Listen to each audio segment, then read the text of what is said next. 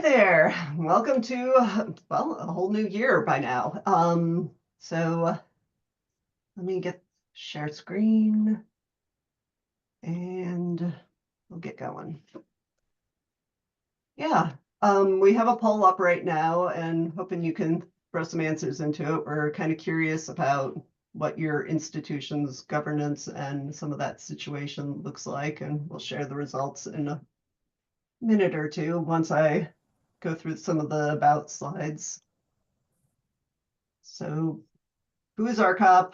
RCOP is pretty much the regulated research community of practice. We are about 330 institutions strong, and we represent institutions trying to work together to support regulated research. And through that, we've built a lot of tools and have some good history, but we've just been essentially funded again for 5 more years. So people have seen what we've been doing and really have some faith in us.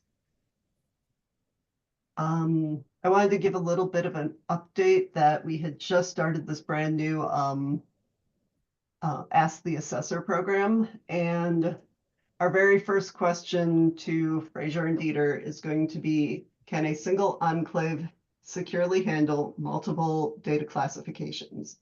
And then we'll delineate some of the security controls that we have in place for them. But just wanted to put that out there, and you'll probably start seeing something around that in maybe a month or two.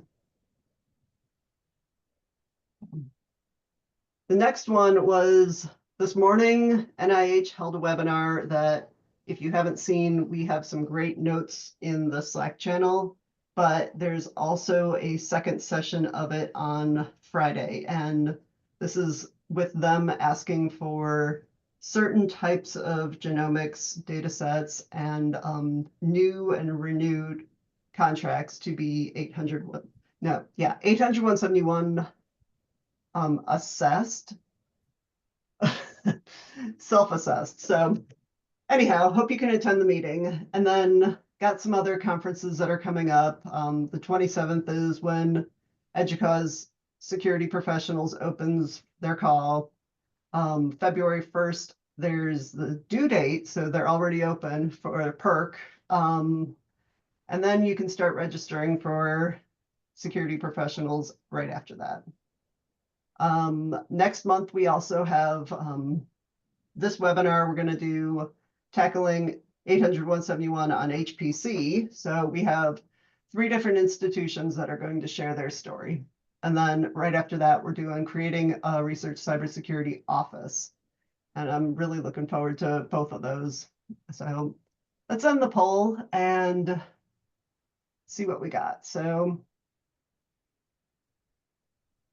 under how would you describe the effectiveness of your institution's governance and sponsorship model for regulated research? The biggest answer was functional, but areas for improvement. And then the next one, we have describe your relationship with your institution's governance model. And the biggest answer there, we have 51% of us at direct contributor, but not owner or leader.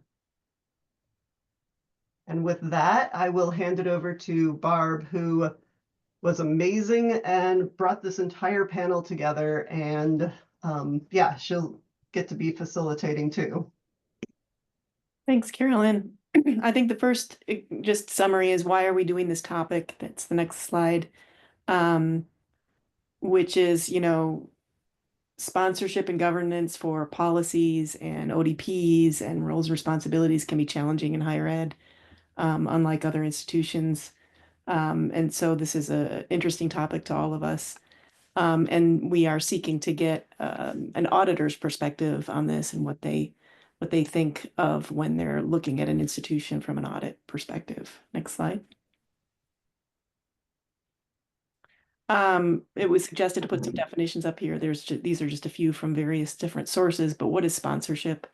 Basically providing the resources and the influence and playing a critical role in aligning with business objectives, the program, and then what is cybersecurity governance? I stole this from a website. It's an orchestration of policies, standards, and procedures, various different definitions out there that ensure security programs align with business objectives. It's a pretty straightforward, generic perspective. So any kind of decision-making process and frameworks regarding policies go into the governance model. Next slide. It was quoted by one auditor that engendering conformity by all staff is critical and can only be done via a governance function that encompasses all stakeholders. This cannot be overstated for a particular institution, which happens to be a university. So I think that's just a quote I wanted to throw out there from personal experience about, how important governance is in our environments that are so distributed. Next slide. So I think at this point, I'm going to turn it over to the panel. I'm going to slip into role as facilitator. We can stop showing the slides and do brief introductions. We're trying to maximize question time and minimize administrative time. So if you could all start introducing yourself, starting with Dr. Thomas Graham. Good morning, good afternoon. Dr. Thomas Graham, Vice President, CISO for Redspin, which is the first authorized C3PAO for CMMC. In addition to that, I work with East Carolina University in a capacity of chairing their advisory board.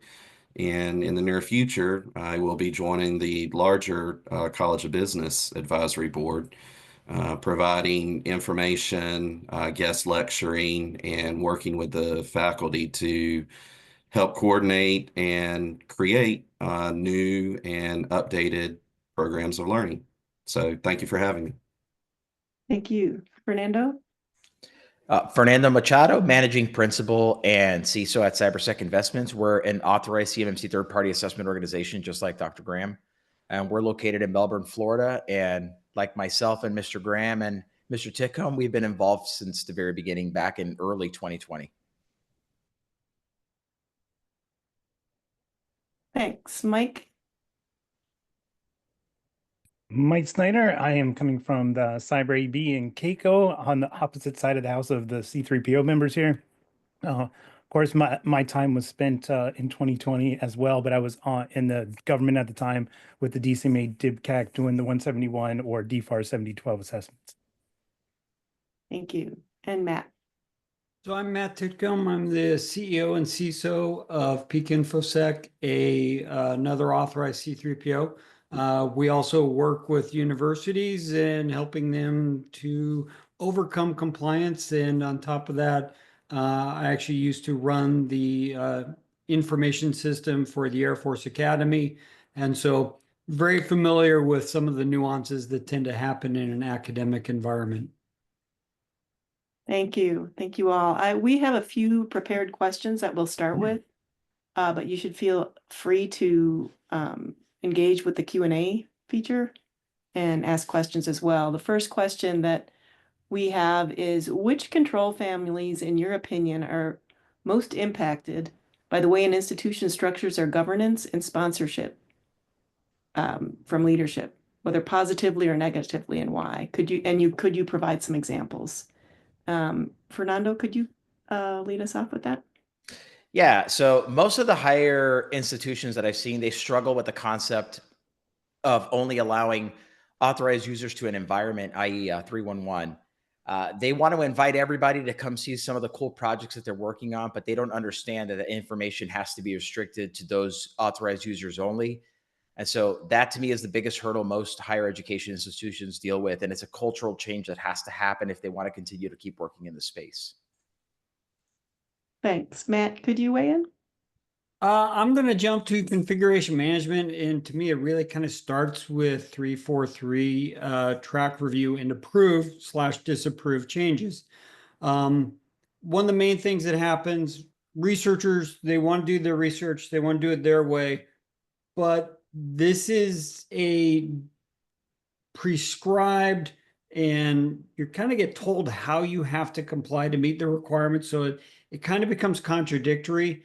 And so kind of what Fernando was putting, you've got to make sure that everything is being approved and operating in the way that's designed in line with the compliance requirements, especially under CMMC, because you're having to get certified, you're having to report this up to DoD and in turn to the federal government at large, which leads to false claims liability issues. So to me, that track review and approve changes really is the foundational start of all the governance and kind of the crux of working through that. Matt. Mike, would you like to go next?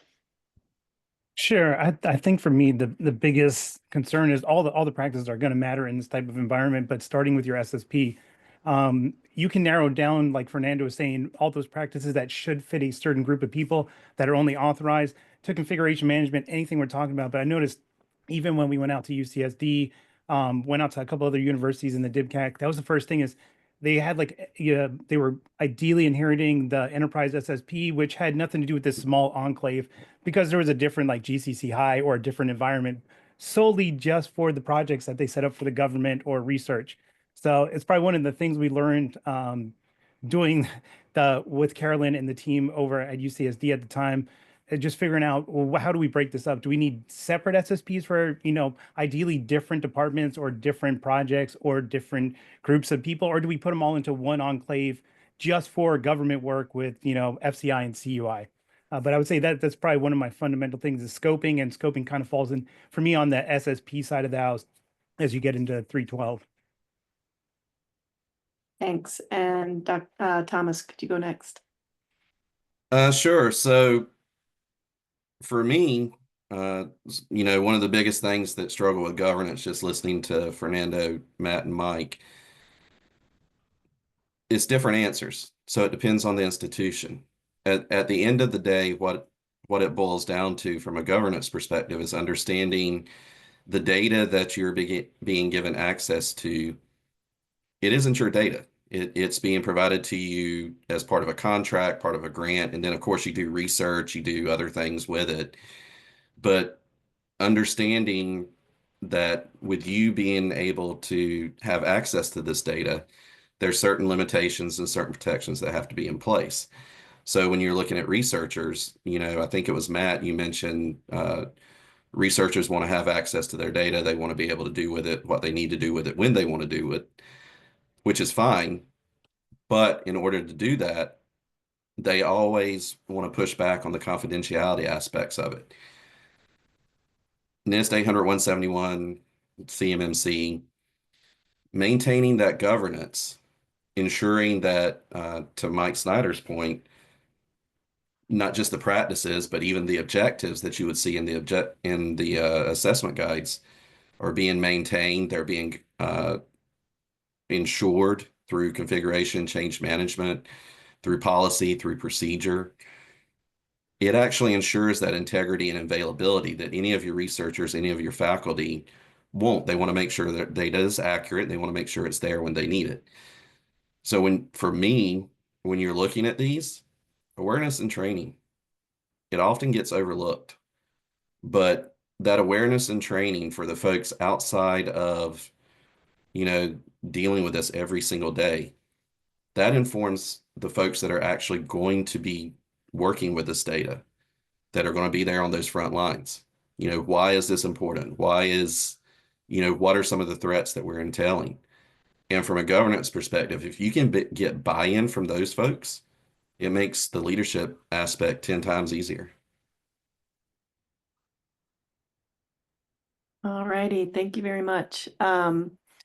The next sort of prepared question is, could you provide some examples of what a well-managed, well-prepared governance model looks like versus one that needs improvement?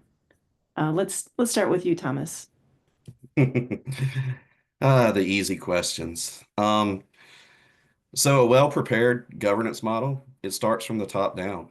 I know that sounds very easy, but a lot of times in organizations, even in higher learning, those at the top want access to really anything and everything. And the truth is, those should be your folks that are championing, what your requirements are. It shouldn't be from the bottom up. It should be from that top down, just like leadership in your departments and your, at the various colleges and universities you're a part of. Your chairs or your heads, those are where those decisions, those requirements, and those strategies and everything else, it should just be coming from. Just to give you an example, the most targeted individuals in any organization are those in leadership. And in turn, who are the most culpable people based upon research? It is those with the title of CEO, CSO, CFO, because they get so many emails from so many different places. Those social engineering exercises, they get hooked more so than your frontline folks a lot of times. So start from the top down, get that insight, get that champion from somebody in the organizational leadership.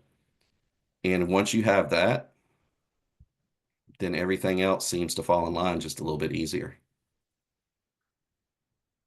Great, thank you. Mike, how about you? Why don't you go next? Yeah, I'm spot on here with Dr. Graham. The key to, and even when I start an assessment, I think most of us would do the same thing without kind of telling the OSC or the organization what we're doing. I'm going to look in my opening brief that day one when I'm talking to everybody, how much involvement is there?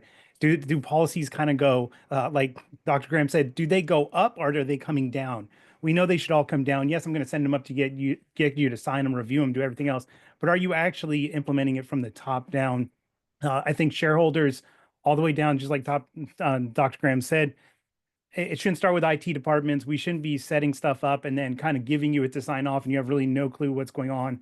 The enforcement of policies is probably the biggest key to getting governance to function, period. And then committees, a lot of committees seem to be the stopping point lately. And I think a lot of the organizations we see, oh, well, we sent that to the committee, they signed off on it. Well, most giant organizations have multiple committees. And are they getting data the right way? And are they cross talking to each other? I know probably risk is the biggest thing for me. So when I'm looking at governance, when you do a risk-based decision, does it go across the whole organization? Or is it just like the CISO and CIO are doing it because they're IT systems and they get in fact, proper governance would go through the business manager or the business unit director, whatever their title is, and getting them to buy off. And if it's something that's elevated at a higher business level for sign off, we'd want to see, like Dr. Graham said, the executives and the C-suite and everybody else that should have buy-in before we kind of turn something on or off. Especially, I'm a Microsoft person, so inside Azure, I may turn off a feature because my CIO said it's good to go.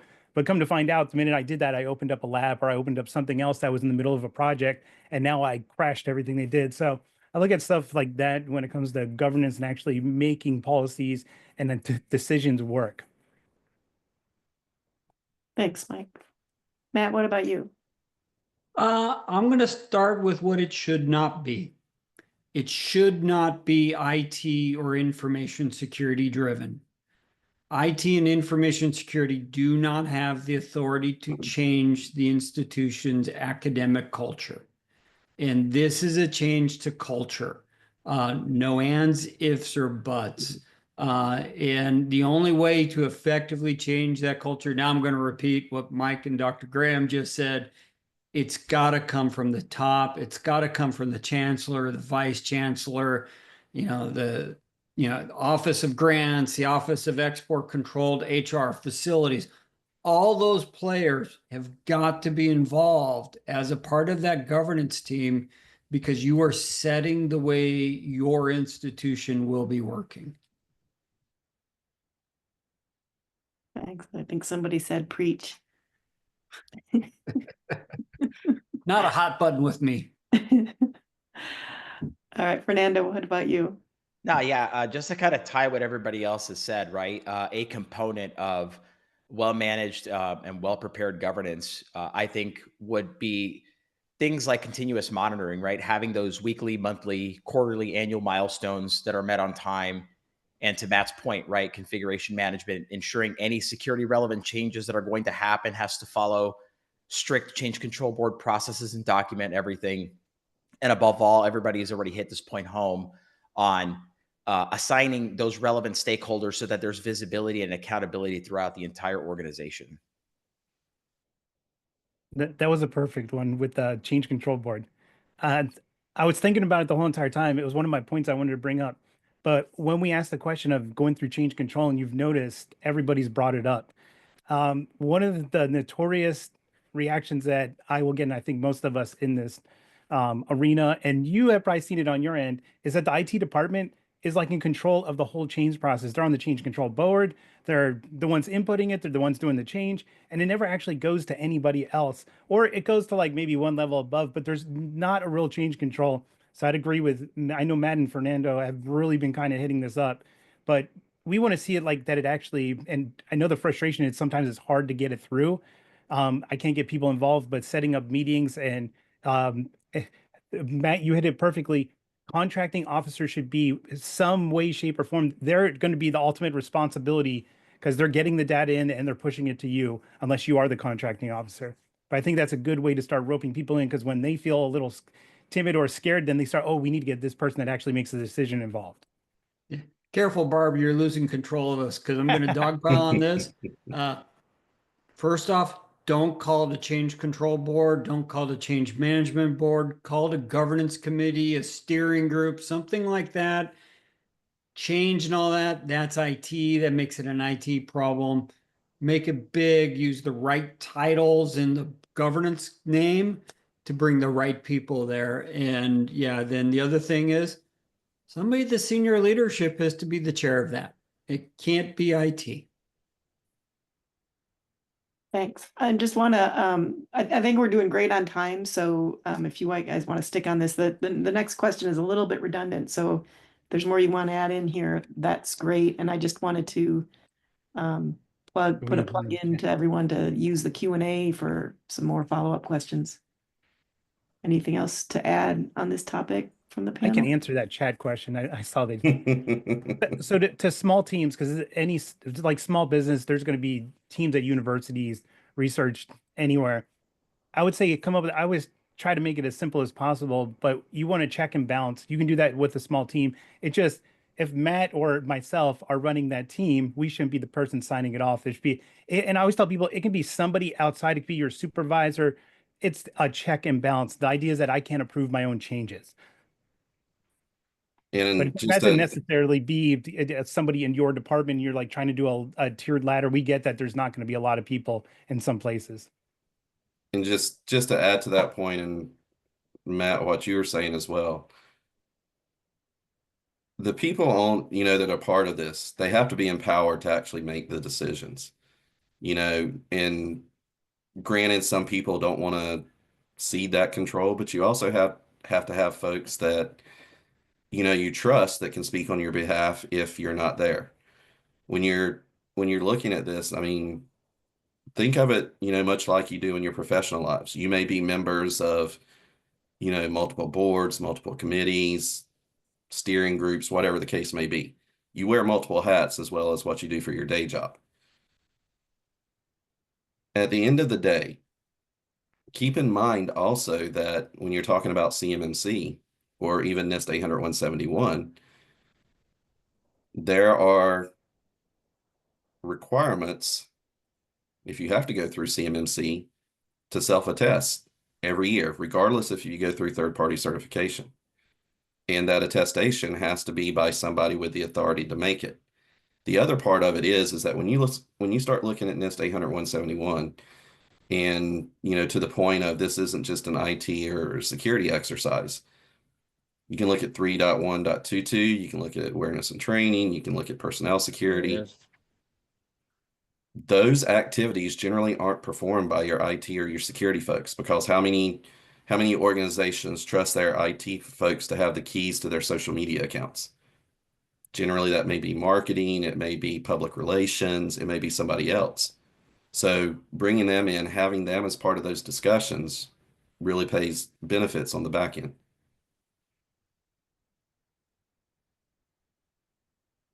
Yeah, I'll just interject here that one control that requires you to periodically check all of your public websites for whether the information that's on them has been authorized to be shared. Mm-hmm.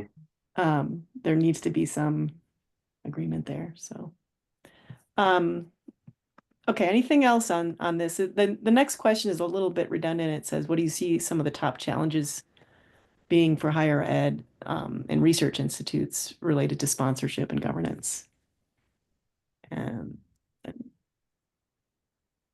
who wants to Sure, go? I'll go, Barb. Much like what we were just talking about, the biggest challenge is buy-in. And I know we've been talking about getting buy-in and support from the top down, but who are, getting buy-in and support from those frontline individuals, that's also paramount as well.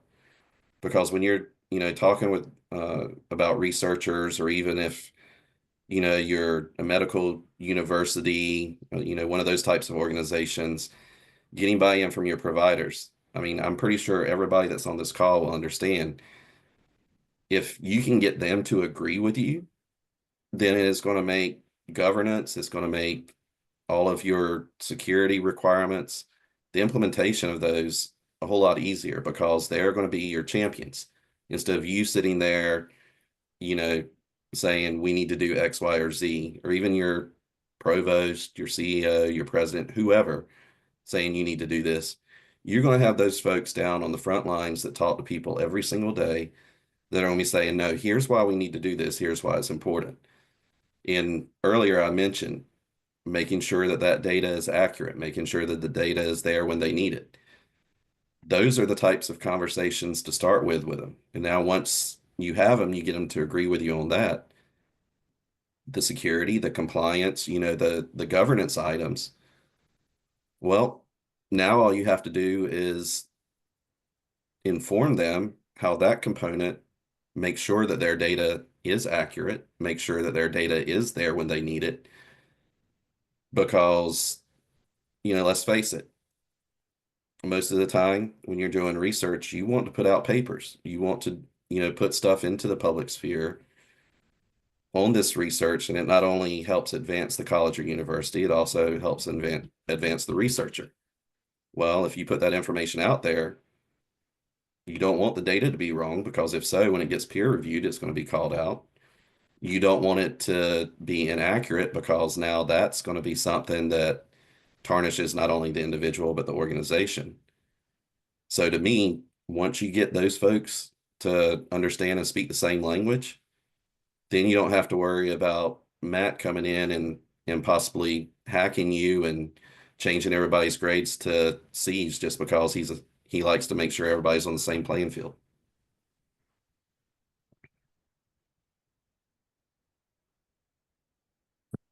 Sounds good. Mike, do you have anything to add to that?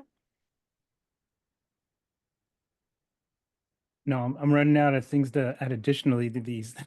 I think overall that sums it up without kind of going overboard. I'm a talker, so I know if I start, I'm gonna.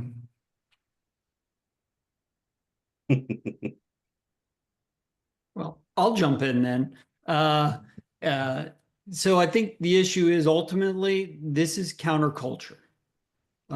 Universities primarily, before all this really gets implemented, live by academic freedom in really consensus, whether that's the scientific model or a lot of committees just kind of getting that consensus. Unfortunately, 800 to 171 and really CMMC is the enforcement mechanism, is making this directive in nature. It's no longer a consensus about whether or not you want to do it or not. It really is, if you want the contract or the grant, you have to do this. And so that's a culture shift within the universities, unless you're dealing with pure research. At that point in time, that's kind of preceding anything becoming CUI. But to me, the hardest problem that I see in dealing with the universities, it's not the technology, it's that culture change from academic freedom and consensus model to this is more like a normal business, and this is the way you're told to operate within that business. And then within that guardrails that the institution sets up, that's where we figure out how to allow you to do the research that you need to do.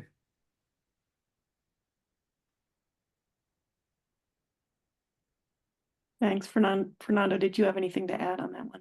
No, everybody's hit everything. Right, great. Well, okay, so that is the bulk of the questions that we had prepared. So I'm going to go over to the Q&A.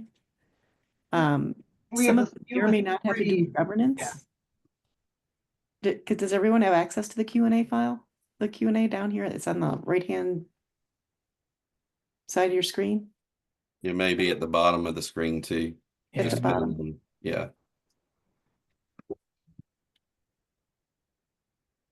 I'm going to go in order of the most upvotes. All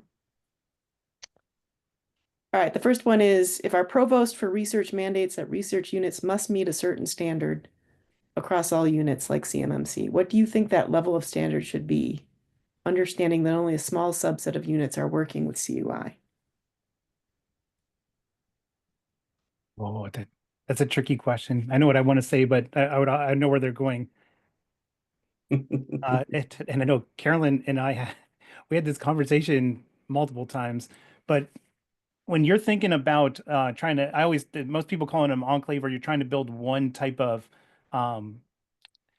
set of rules and SSP, anything that for your governance, and you want to try to incorporate everybody, the only way I'd say you could possibly do that is if they are all the same. They're very close. Otherwise, you're going to have to create something different, or that, like I was about to reply back to what if I inherit stuff for my SSP? Well, most of us would create an SSP, and I would just write at those requirements that I inherit that from the enterprise, I inherit from whatever else. But I have these subsets in my SSP, say for physical security or for something else that I do per my project or my contract that is different from everybody else. So I could say you could combine, and I don't think I've ever seen a university or research institute that all their projects could fit into one umbrella. I think it would be next to impossible. So I'd say try to combine, just like an MSP would do, you would combine all the like into one, put those all together so that you're not getting them looked at all the time. And then any different ones is where I'd kind of put that governance or whatever you're going to do a little bit different, those different sets of rules and policies. Well, I mean, it all boils down to scoping, doesn't it, Mike? Yep. Making sure that make sure that you scope the environment correctly, because to the question, you could have different types of data. You may have some that, and just using CMMC as the example, you may have some that just falls into the federal contract information bucket. You may have some that fall into the CUI bucket. And the scoping for those two items, they are vastly different, but your scoping for level 2 should be smaller. It's smaller because not everybody should be having access to that information. That information flow of CUI shouldn't be going across your whole college or university. It should be limited to just those research areas that need it. So if the standard is CMMC, then understand those scoping. Now, if the provost wants a specific level across the whole area, okay, but understand that all of those levels may not need access to the same information. So you can still keep it segmented to those specific research groups or to those specific, colleges within the university. But you have to scope it correctly. You have to know where your data lives and breathes, because if not, you're just honestly shooting in the dark. So the one thing we started working with universities, and I wish we could still keep doing, we basically created Flex. You've got the core enterprise stuff, and then as projects came in, you adapted to that project, you brought it in scope, brought in that research lab, that researcher, that different environment. Little bit of a nuance now underneath 32 CFR Part 170, and we'll see exactly how this gets implemented underneath DFAR 7021 when it gets published. You've got to be careful about every time you're making scope changes, you're potentially having to have one of us as a C3PO come back and revalidate that scope change, because it could be significant enough, i.e. the conversation you all will have in a few weeks. It's one thing to add a new lab and a couple more PCs for somebody to do something. Bringing in a high performance compute cluster. is a significant change. FIPS, all those things, don't work well. You got different things you got to think through. That's a significant enough change that is either going to require you to have a C3PO come in and do kind of a scope change to make sure you're still compliant, or it may completely blow open your entire existing certification and require recert, or the really bad one, and I think Mike's hit this a couple times, you may need multiple SSPs. Please remember, fundamentally, as a C3PO, we're having to certify every SSP or that set of SSPs. The more there are, the more costs there are. And we're now in that engineering trade space of compromise of finding the optimal way for you to do business while meeting compliance requirements. So I don't have a good answer for this. Yeah, that's why I always say the MSP approach. You're not an MSP technically, but the way you're functioning, because that lets you put that all into scope, those things. But you're right. Otherwise, if you're going to break it up, I know a lot of universities ask for the last couple of years what to do, and it's like you have to make a decision. Do you break them up? Because as Matt just said, it's going to cost you a good penny if you break everything up, because they have to look at every SSP, or do you put one in as an enterprise level, those services, those whatever you're giving to everybody, that's the same. As long as you don't change it, that's going to be the issue for a lot of MSPs or any university or anybody in this environment where they're sharing something, but they do it different, a little bit different in each way they set up the control for every group. If it's like that, then it's going to be a pain. But I would say overall, most places are going to be where you don't change it and manipulate things. I think that's people that just want to touch stuff too much. And it's a very parallel problem when you think of the very large defense industrial based companies, Boeing, Raytheon, et cetera. They'll have an enterprise SSP, but the Raytheon Maritime Division is going to be different than aerospace and missile. And, there's going to be separate SSPs in there. So they'll inherit from the parent where they can, and then something different. So there are a lot of ways to do that. And it's more complexity, and typically we're seeing separate governance, sub-governance structures going on in this too. All right, great. Thank you. We've got some other questions, so I'd like to move on unless somebody has something urgent they'd like to add to this topic. The next one, where do you find compliance requirements for governance so that we ensure we comply with all requirements? Some of this seems to be a gray area. Depends on what we're talking about. I would tell everybody, since we're talking about government contracts, I'm going right to the contract. This is why I said most organizations don't include the contracting officer. And even at that point, some contracting officers or the people getting the initial contract don't read through the whole entire thing. They look at high-level DFARS clauses, but they don't actually look what's in the clause. That's where a lot of regulatory requirements can come from. But on top of that, there's records keeping and all kinds of other clauses that the government loves throwing in that most of us don't look for. But I'd say get used to, and unfortunately, I don't think we're going to see too much on the CMMC side of the house until the DoD gets into full kick this year as the 48 rule comes out, and we'll start seeing some classes on contracting. But the C3POs and RPOs that have dealt with this long enough know what they're looking for. So I'd say reach out to one. And if you don't, as Carolyn and the team over there and the couple of people I've got to sit with at their universities or the research institutes, I sat and showed their contracting officers like different paragraphs, how to look it up, how to go to the acquisition. I mean, I'm fundamentally addicted to understanding how contracts work just because my time in the DIBCAC, make sure I didn't miss anything. But knowing how like DAU, the Defense Acquisition University, how they teach their contracting officers and taking those free classes will help out almost any contracting, or even just one of us IT people that you have like doing your internal assessments, audit, or reviewing your stuff to make sure you're not missing anything. I would say start there and take the free classes. But ultimately, you're probably if you have a lot of contracts, you're going to want professional help. See, Mike working for the CAECO now, he's out of practice. The customary and mandatory response from an assessor when you ask this question, or really any question around 800-171 or CMMC is, well, it depends. I know that's being a little facetious, but to Mike's point, it depends on the requirements in your contract or your grant. If you're under DoD, you're going to look for those DFARS provisions. If you're on a Department of Ed contract or Department of Ed requirements, it may be something different. If you're, DHS type contracting, Department of Energy, there's going to be different requirements. Those contracts really should be what define what your governance, or more importantly, what the actual requirements are.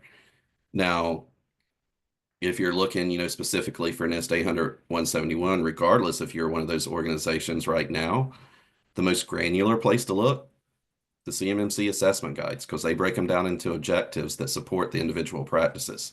And those are available for anybody. You literally go Google CMMC assessment guide, and it'll take you right to the source. But also, to Mike's point, that's why there's organizations, like ourselves, Fernando, Matt, myself, we represent C3PAOs. And we're here, yes, we perform assessments, but if you have these questions, reach out to us. I'm Southern by nature. I love talking to people. So reach out to me, reach out to Fernando, reach out to Matt. Ask some of those hard questions, because at the end of the day, even though we're different companies, we want to ensure that all of the organizations, such as yourselves, understand what needs to be in place. So now you're ultimately not only protecting yourselves, but you're also protecting that data that you're utilizing at the behest of the government.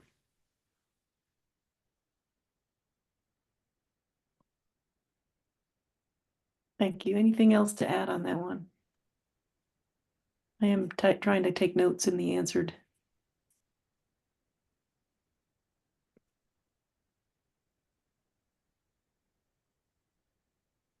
Okay, the next question is, how are you seeing data and environment scoping of FCI data for CMMC level 1? And how is that balanced against public or open research? I'm not sure exactly what that question means, so we can clarify. That's the danger question, just to be honest with you. So when you're thinking federal contract information, it can be as simple as an email between you and your prime or the government that's not meant for public release, that meets the definition. So all of a sudden, your university email system, contracts, all that stuff related to the execution of that contract that's not meant for public release is in scope. So those 15 requirements potentially that your affirming official, presuming the chancellor or vice chancellor for your institution, is going into SPRS now, and they're affirming that you've implemented those 15 requirements. So I would look at primarily around your email system, your contract management systems, things that your legal, your export control offices, components that they're looking at, because they're probably the ones handling FCI at a minimum and may be getting given CUI unintentionally.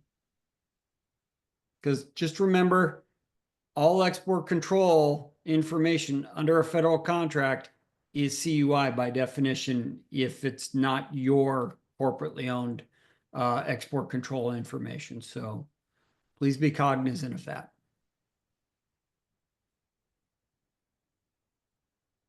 And that's the ugly question.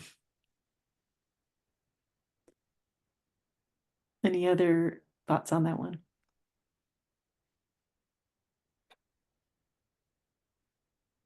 Okay.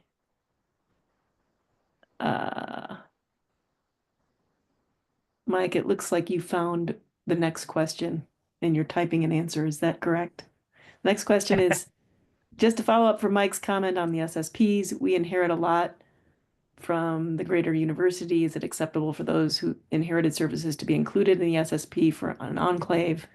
What's an approach that works well?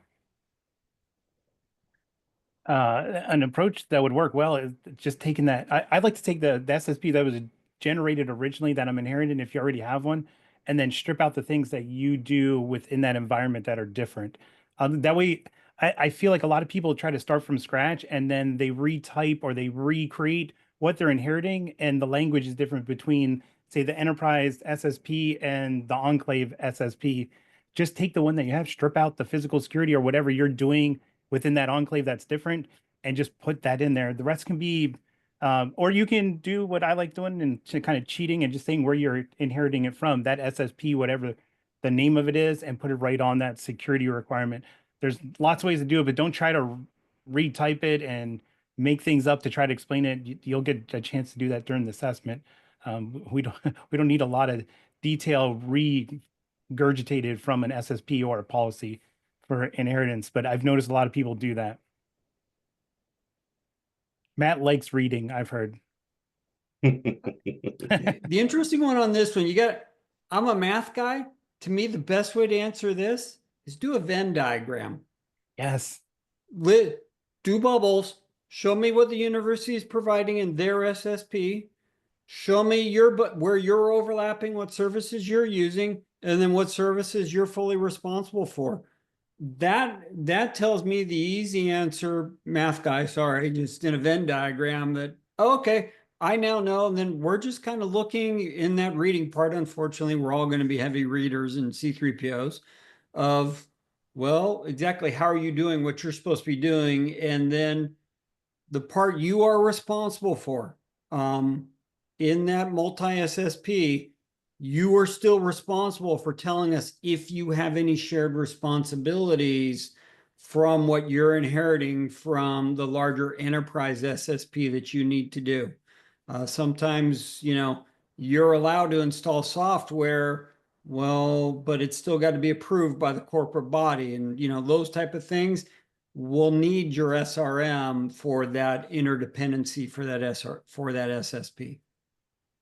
And just FYI, since we do live in a world of acronyms, SRM's the shared responsibility matrix or model, whatever you want to use the M for.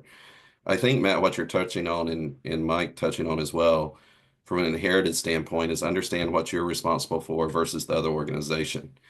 When I've been scanning through the questions, there's some questions there regarding, cloud versus on-prem, different areas, different components. Keep in mind that whatever your scope is, you are ultimately responsible. So if you inherit it, yes, that's fine. But you have to understand that what you're inheriting still meets the requirements, because if it doesn't, then that's going to cause you a whole other world of problems. To one of the questions, I think that was, speaking of a lot of stuff being in the cloud, yes, you would inherit the physical components of how they're protecting their data centers and their other components, but you also have to account for your components of that. Are you using physical endpoints? Are you printing that data? Are you using portable storage? Those are all physical components that now, even if you're using cloud, you have to actually protect, identify, specify, define how you're doing it. You can use VDI's, virtual desktop infrastructure, to limit that, especially in a BYOD environment. But unless you have those VDIs locked down, you're still going to be responsible for those physical items. So don't overlook them.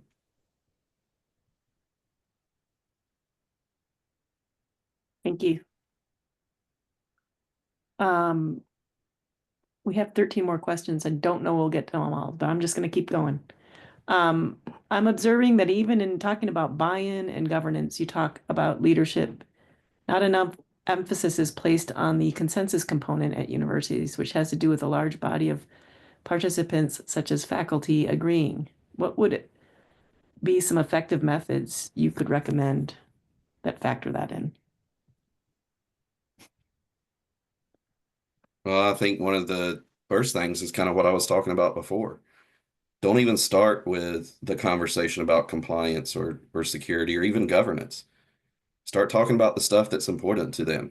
The availability of their data, the accuracy of their data, the ability for not only the faculty, but even their students to be able to access it when they need to. If you start the conversation that way, you're 2/3 on the path to getting them to understand, okay, here's how the compliance, here's how the security supports those. And if you can, whether it's, faculty or even providers, like I mentioned earlier, in a medical university, Now you start to have them on your side. And are you going to have some pushback? Absolutely.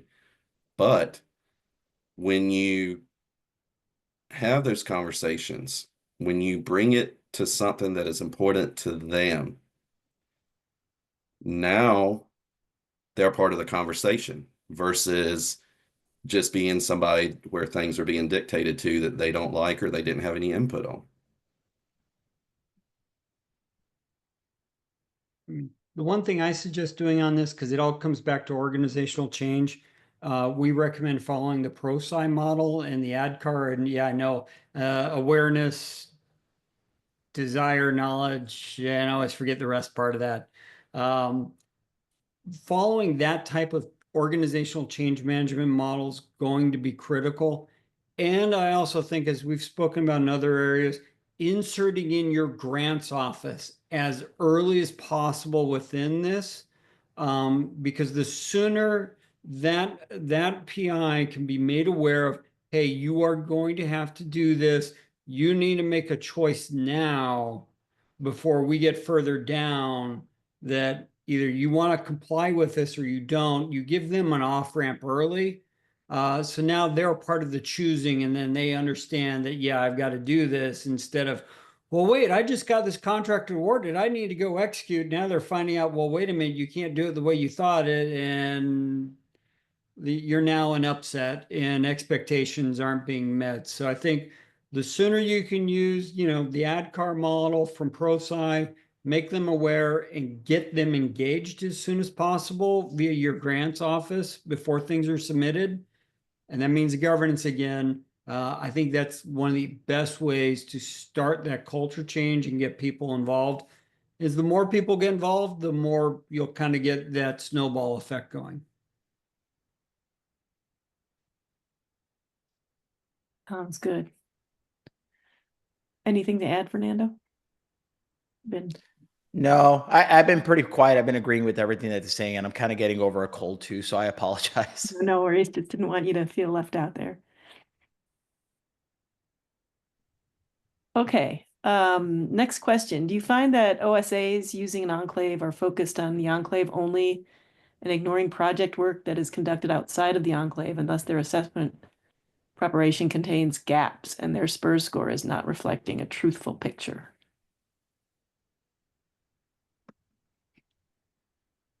Yeah, that's probably standard. Yeah. I think that you're going to find that in most businesses, even on the other side of the house with the dibs, they have to look at a bottom line, and you're right, they don't focus on anything until it's needed or it became a requirement of the day. Other than that, they're focused on whatever is new or whatever is due. I think that, I use. or go ahead, Matt. Go ahead, Dr. Grimm. Well, what I always say is, my wife was a contracting officer for the Air Force back when as a program manager. She used to hand out DVDs to the business development people because the GPS program, they couldn't put it up on FedBizOps because it wasn't publicly available information. That would go to the business person and they would start developing. They were incorporating CUI and proposals as early as business development RFI stages. So when you focus just on, oh, I got to go build and go do the research, there's stuff that happens before and at the end. So that becomes the tunnel vision that, yeah, where you kind of got all of our reactions, we keep trying to have them to pull that out. And what I was just going to add to that, Matt, was with, a lot of the organizations that we've worked with, I found that the type of cloud environment really dictates what they're looking at in what they're including, because to some extent, when you're creating these, and we've been talking a lot about CUI, which is of course level 2, they focus on those assets that are CUI, but they don't account for those other work environments, those alternative work environments, which is ironically one of the practices. And that includes in a home office. I mean, we We went through COVID, everybody worked from home now, hybrid models, whatever the case may be. But if you're working from home, you're working from Starbucks, you're working from the beach somewhere, regardless, those items still have to be maintained. And with some cloud type enclave implementations, some of them are better than others. Well, here's a fun story. It's one of the first universities we got involved in that blew my head. They were doing research on tapeworms, military space applications for the proteins that they generate. And DARPA and Fernando was a part of that project. And DARPA declared the tapeworm's DNA, when modified, was CUI.